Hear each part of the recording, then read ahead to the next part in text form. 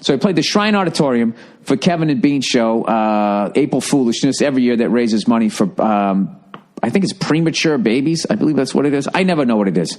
I always ask right before I go on, what is this cause for, so I can steer clear of going out there. Like, what's up with premature babies?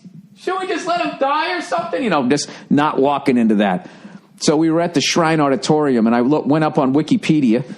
I went to it on the internet there, and I found out that is the place. The most legendary thing that I saw that happened at that place, aside from like the Grateful Dead and all these guys doing shows, was the place where Michael Jackson shot the Pepsi commercial and had his hair lit on fire, his Jerry curl. You know, when he was slowly, at the beginning, was in the beginnings of transforming into a white guy. You know, I don't know if it was the product he had, if it was a Jerry curl, if it was a conch. I don't know what he had going on, okay? I don't know how that mixes with Pepsi and flammable shit, but all I know is his head lit on fire. And he got second-degree burns. That was it. And all these fucking people were, like, crying. They were terrified, you know? That this tremendous artist, his head caught on fire. His fucking head caught on fire doing a Pepsi commercial. That was another groundbreaking thing that he did. Like, because back in the day, if you were any sort of a famous person, and if you did a commercial, you were just considered a complete sellout. At least in the white world. I don't know how it worked. He kind of was a hybrid, though, right?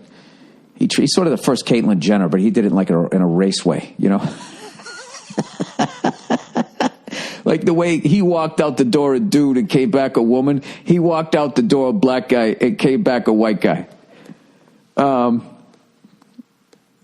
mean, I can't imagine being friends with that guy. Every time he would leave and he'd just come back, he was like a shopaholic, but like for his face. You know what I mean? You know, these chicks are always coming back with like a new bag. You know what I mean? Or some fucking, I don't know what, shoes or some shit. He would do the same thing, but with his face. Yeah, Bill, he was one of the most famous people ever. We know what he did. Okay, anyways, plowing ahead. So I got to do that show down at the Shrine Auditorium, and I cannot even begin to tell you what a fucking great time I had. Unbelievable crowd. Like, I had to do a half hour at the end of all these other monsters going out there fucking killing it the entire night. And Steve-O did a hilarious fucking stunt. Fucking hilarious. And I got to go on, like, at the end of all this shit and do a half hour, and it was fucking effortless. That's how great the crowd was. So I want to thank everybody who came out for that wonderful cause that I believe was for premature kids.